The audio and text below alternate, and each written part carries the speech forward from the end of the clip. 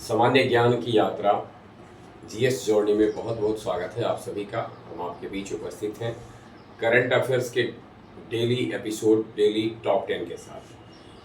Current affairs के daily top 10 में हम आपके बीच में उपस्थित होते हैं 10 ऐसे महत्वपूर्ण सवाल को लेकर जो विविध प्रतियोगी परीक्षा में आपके लिए विशेष महत्व के होते हैं। तो आज जिन 10 सवालों के साथ हम आपके बीच में हैं उसमें से पहला सवाल आपके लिए स्क्रीन पर है। वर्ष 2026 में कौन सा देश, अभी एक इंडेक्स जारी किया गया है, शायद इंडेक्स है ग्लोबल पीस इंडेक्स है, विश्व शांति सूचकांक। विश्व शांति या वैश्विक शांति सूचकांक जो है उसमें कौन सा देश शीर्ष पर रहा है? न्यूजीलैंड, आइसलैंड, स्विट्जरलैंड, इनमें से कोई नहीं। और सही आंसर है इसका आइसलैंड। आइसलैंड लगातार कई वर्षों से यह रहा है टॉप पर। जहाँ तक हम बात भारत की इस रैंकिंग में करेंगे तो भारत का स्थान इस रैंकिंग में 127। एक नज़र डालते हैं थोड़ा सा हम इस सूचकांक पर। देखिए, विश्व सूचकांक यानी वैश्विक शांति सूचकांक जो है ग्लोबल पीस इंडेक्स, इसको जारी करता है institute for economics and peace. Institute for economic and peace जिसका मुख्यालय ऑस्ट्रेलिया के सिडनी में है, उसके द्वारा जारी किया जाता है। इसकी शुरुआत वर्ष 2007 में की गई। एक ऑस्ट्रेलियाई व्यवसायी है स्टीव किलीलिया, ध्यान में रखना है, स्टीव किलीलिया के द्वारा इसकी शुरुआत वर्ष 2007 में की जाती है। और इस वर्ष का जो यह सूचकांक जारी किया गया है इसमें सबसे अंतिम स्थान पर रूस है। अर्थात कि कहा जा सकता है कि अभी वैश्विक अशांति की दृष्टि से अगर देखा जाए तो रूस अव्वल नंबर पर है इस रिपोर्ट के अनुसार। अर्थात वहाँ सबसे ज़्यादा अशांति है। 163वां स्थान है। भारत का इसमें 127वां स्थान है। और आइसलैंड लगातार 2008 से इस सूची में शीर्ष पर बना हुआ है। जो 19वां वर्ष है, सोचिए 2007 से जारी ही किया जा रहा है, उसके बाद 2008 से लेकर के आइसलैंड सबसे ज़्यादा शांति प्रिय देश बना हुआ है। इसमें सवाल के क्या क्या रहते हैं, इसे किसके द्वारा जारी किया जाता है, इसकी शुरुआत कब हुई थी और इसमें शीर्ष पर कौन सा है, भारत का क्या स्थान रहा है, निचले स्थान पर कौन सा रहा है। फिर से एक बार ध्यान में रखिए, इसकी शुरुआत वर्ष 2007 में हुई थी। एक ऑस्ट्रेलियाई व्यवसायी है स्टीव किलीलिया, उनके द्वारा इसकी शुरुआत हुई थी। और इस वर्ष जो जारी किया गया उसमें आइसलैंड लगातार 19वें वर्ष अपने शीर्ष स्थान को बरकरार रखा है। वही भारत 127वें स्थान पर है और रूस सबसे निचले पायदान पर है। दूसरा सवाल आपके लिए स्क्रीन पर है कि अभी हाल ही में कहाँ 5000 से अधिक भरतनाट्यम कलाकार हुए। भरतनाट्यम जो भारत का एक शास्त्रीय नृत्य है और यह तमिलनाडु में विशेष रूप से इसका एक खास महत्व है।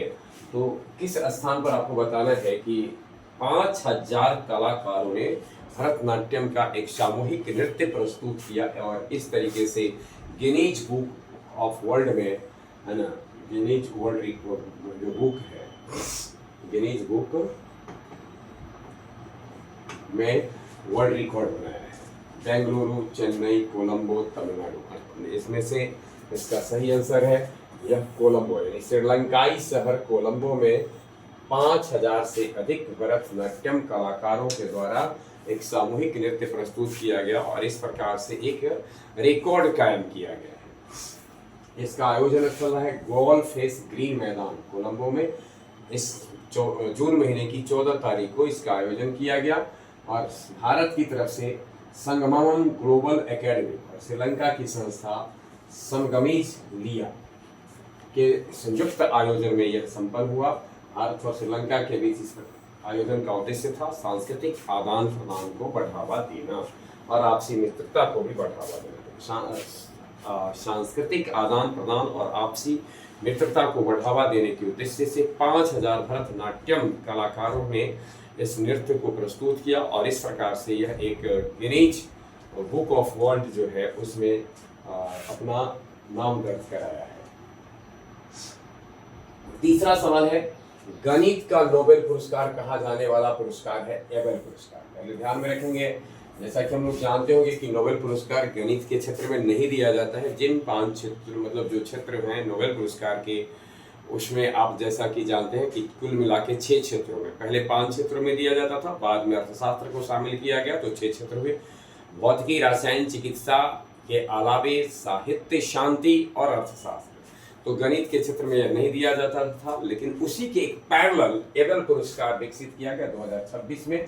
आपको बताना है कि एबेल पुरस्कार जो 2026 का दिया गया है वो किसको दिया गया है।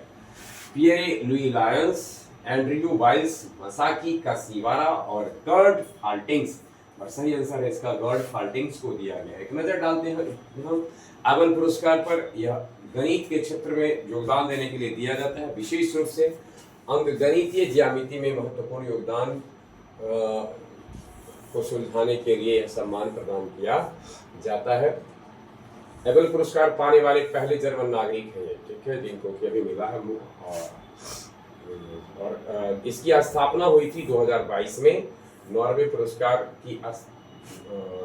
नॉर्वे सरकार ने ही इस पुरस्कार को आधिकारिक तौर पर 2002 में स्थापना हुई थी और 2002 ईस्वी से इस पुरस्कार को दिया जा रहा है। ध्यान में रखें, प्रसिद्ध नॉर्वेजियन गणितज्ञ निल्स हेनरिक एबेल की 200वीं जयंती के अवसर पर नॉर्वे सरकार के द्वारा यह दिया गया। जैसा कि हम यह भी जानते ही हैं कि ऑस्कर पुरस्कार में भी जिन देशों के द्वारा दिया जाता है उसमें से एक देश नॉर्वे है, वो स्वीडन और नॉर्वे के द्वारा दिया जाता है। और यह पुरस्कार जो एबेल पुरस्कार है वह केवल नॉर्वे के द्वारा दिया जाता है। नॉर्वे के जो महान गणितज्ञ थे निल्स हेनरिक एबेल, उनकी 200वीं जयंती के अवसर पर वर्ष 2002 से यह दिया जाने लगा है। पहला एबेल पुरस्कार 2003 में फ्रांस के प्रसिद्ध गणितज्ञ जीन पियरे सेरे को प्रदान किया गया। यानी ध्यान में रखना है हमको, एबेल पुरस्कार नोबेल के जैसा है, गणित के क्षेत्र में दिया जाता है, नॉर्वे सरकार के द्वारा ही यह दिया जाता है।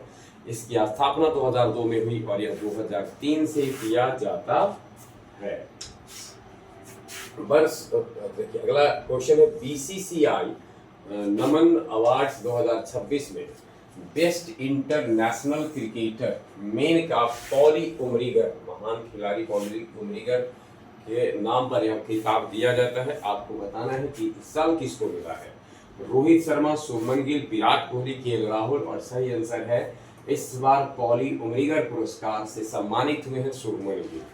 जहां तक सवाल पॉली उमरीगर पुरस्कार का है तो पॉली उमरीगर पुरस्कार में सबसे ज्यादा बार जीतने का क्रेडिट जाता है विराट कोहली को, जिन्होंने अब तक 5 बार इसको अपने नाम किया है।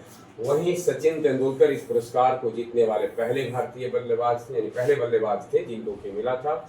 और शुभमन गिल ने 2024-25 में जो अपना शानदार प्रदर्शन किया है, इससे इनको यह खिताब मिला है। और अगर बात की जाए इस पुरस्कार की तो शुभमन गिल के कैरियर में यह दूसरा अवसर है जबकि उनको यह पुरस्कार प्राप्त हुआ है।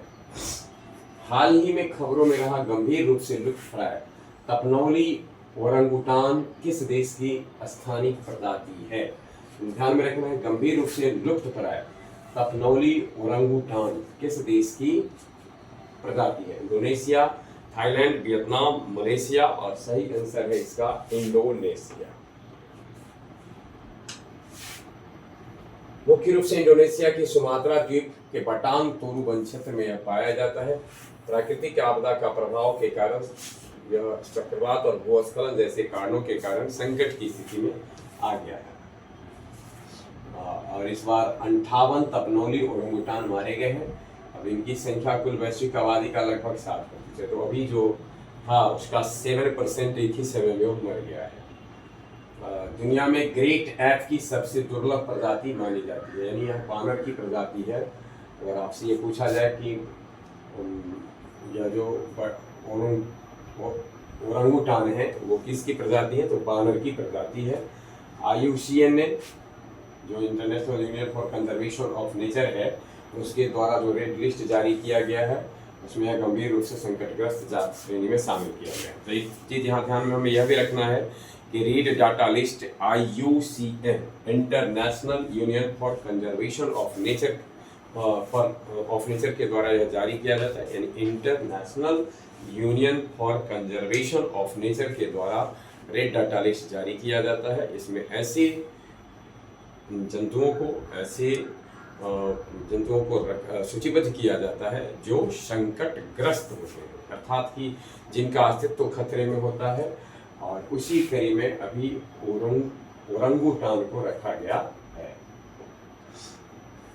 हाल ही में खबरों में रहा जियांगमेन अंडरग्राउंड न्यूट्रिनो ऑब्जर्वेटरी किस देश में स्थित है? हाल ही में खबरों में रही जियांगमेन अंडरग्राउंड न्यूट्रिनो ऑब्जर्वेटरी किस देश में स्थित है? फ्रांस, अमेरिका, जर्मनी, चीन।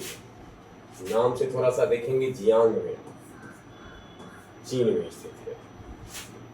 नजर डालते हैं थोड़ा सा। यह जो जियांगमेन अंडरग्राउंड न्यूट्रिनो ऑब्जर्वेटरी है वह ग्वांगडोंग प्रांत में, चीन का जो ग्वांगडोंग प्रांत है उसके जियांगमेन शहर में स्थित है। जियांगमेन शहर को काइपिंग के नाम से भी जानते हैं। ब्रह्मांडीय विकिरणों के व्यवधान से बचाने के लिए जमीन से 700 मीटर नीचे बनाई गई है। वर्तमान में दुनिया की सबसे बड़ी पारदर्शी गोलाकार और उच्च सटीकता वाली न्यूट्रिनो वेधशाला है। मुख्य उद्देश्य इसका क्या है? तो न्यूट्रिनो मास ऑर्डरिंग को निर्धारित करना है ना, यानी यह पता लगाना न्यूट्रिनो के तीनों प्रकारों में से कौन सा सबसे हल्का और कौन सा सबसे भारी है। अगला सवाल है हमारे लिए, किस केंद्रीय मंत्रालय ने ड्राफ्ट दूरसंचार, टेलीविजन, रेडियो और संबद्ध सेवाएं नियम 2026 जारी किए हैं? Ministry of communication, ministry of information and broadcasting, ministry of electronics and information technology, none of the. और सही आंसर इसका ministry of information and broadcasting, सूचना एवं प्रसारण मंत्रालय के द्वारा टेलीविजन, रेडियो और संबद्ध सेवाएं नियम 2026 जारी किए गए हैं। केंद्रीय मंत्रालय ने ड्राफ्ट दूरसंचार जो टेलीविजन, रेडियो से संबद्ध है उसको जारी किया 2026 का। वर्तमान में केंद्रीय सूचना एवं प्रसारण मंत्री है श्री अश्विनी वैष्णव। अगला सवाल है हमारे लिए, हाल ही में भारतीय जीवन बीमा विनियामक और विकास प्राधिकरण IRDAI के सदस्य एक्चुअरी के रूप में किसे नियुक्त किया गया? श्री अजय सेठ, श्रीमती गिरिजा सुब्रमण्यम, श्री दिनेश पंत, श्री राज्य कुमार सिन्हा। और इसका सही आंसर है श्री दिनेश पंत। श्री दिनेश पंत को भारतीय बीमा विनियामक और विकास प्राधिकरण के सदस्य के रूप में अभी हाल ही में नियुक्त किया गया है। बीमा विनियामक और विकास प्राधिकरण अधिनियम 1999 के तहत एक वैधानिक निकाय के रूप में इसकी स्थापना की गई, जिसका मुख्यालय हैदराबाद, तेलंगाना में है। और इसमें एक अध्यक्ष होते हैं। इसके अलावा 5 पूर्णकालिक सदस्य और 4 अंशकालिक सदस्य हैं। वर्तमान में इसके अध्यक्ष हैं श्री अजय सेठ। केंद्र सरकार की वित्तीय सेवा विभाग, भारतीय जीवन बीमा निगम के प्रबंध निदेशक श्री दिनेश पंत को भारतीय बीमा विनियामक विकास प्राधिकरण के पूर्णकालिक सदस्य के रूप में भी हाल में नियुक्त किया गया है। 9वां सवाल आपके लिए है, हालिया OAG डाटा के अनुसार घरेलू विमानन बाजार में भारत की वैश्विक रैंक क्या है? पहला, दूसरा, चौथा, तीसरा में से भारत का जो वैश्विक रैंक है वह है तीसरा। यानी OAG डेटा के अनुसार घरेलू विमानन बाजार में भारत की वैश्विक रैंक है तीसरा। पहला पर अमेरिका है, दूसरा पर चीन है और तीसरा पर भारत है। वैश्विक विमानन data analytics form officials airline guide OAG के हालिया रिपोर्ट के अनुसार अभी भारत तीसरे स्थान पर है। ध्यान में रखना, इसमें अमेरिका और चीन क्रमशः पहले और दूसरे स्थान पर है। 10वां सवाल आपके लिए स्क्रीन पर है, हाल ही में हुए इस्लामाबाद मेमोरेंडम ऑफ अंडरस्टैंडिंग समझौता किन दो देशों के बीच थी? जैसा कि हम लोग जानते हैं कि अभी एक बड़ा विवाद रहा है पश्चिम एशियाई क्षेत्र में, मध्य पश्चिम एशियाई क्षेत्र में यह विवाद रहा है। और वहाँ उसके बाद इस्लामाबाद मेमोरेंडम ऑफ अंडरस्टैंडिंग समझौता हुआ। आपको अनुमान भी लगाएंगे तो आप उत्तर के करीब हो जाएंगे। America, Iran, Bharat, France, Slovakia और भारत, रूस और कजाकिस्तान। और सही आंसर है इसका अमेरिका और ईरान। देखिए, 14 सूत्रीय ऐतिहासिक समझौते के तहत अमेरिका और ईरान दोनों अपने बीच चल रहे सैन्य तनाव और युद्ध जैसी स्थिति को तत्काल प्रभाव से रोकेंगे। अभी जो ये समझौता हुआ है उसके तहत, साथ ही व्यापार के लिए सबसे महत्वपूर्ण समुद्री मार्ग काफी चर्चा में रहा है पिछले कई महीनों से, होर्मुज जलडबू में। आप सोच सकते हैं कि फरवरी महीने की लास्ट से लेकर के ये मार्च, अप्रैल, मई, जून तक, यानी अप्रैल, मई, जून में काफ़ी चर्चा में रहा हॉर्मुज़ जल अमृत, और जिसको लेकर के कि न केवल भारत वरन की दुनिया के बहुत सारे देशों की अर्थव्यवस्था काफ़ी प्रभावित हुई है। इसमें वाणिज्यिक जहाज़ों के सुरक्षित रूप से खोला जाएगा, जिससे वैश्विक स्तर पर तेल की कीमतों में स्थिरता आने की उम्मीद है। अंतिम सहमति 14 जून 2026 को दोनों देशों के बीच हुई है, और 14 जून 2026 को दोनों पक्ष युद्ध को तत्काल और अस्थायी रूप से समाप्त करने और शांति समझौते के मसौदे पर सहमत हुए हैं। इस प्रकार से कहा जा सकता है कि यह एक विशेष पहल, और इसके तहत है अमेरिकी राष्ट्रपति ट्रंप और ईरानी राष्ट्रपति मसूद पेजेस्कियान ने 18 जून 2026 के शुरुआती घंटों में इलेक्ट्रॉनिक माध्यम से इस 14 सूत्रीय समझौते पर हस्ताक्षर किए। तो ये थे आज के टॉप 10 सवाल, जिसके साथ हम आपके बीच में उपस्थित हुए। बने रहे हमारे साथ। आज भर के लिए बस इतना ही। बहुत बहुत धन्यवाद।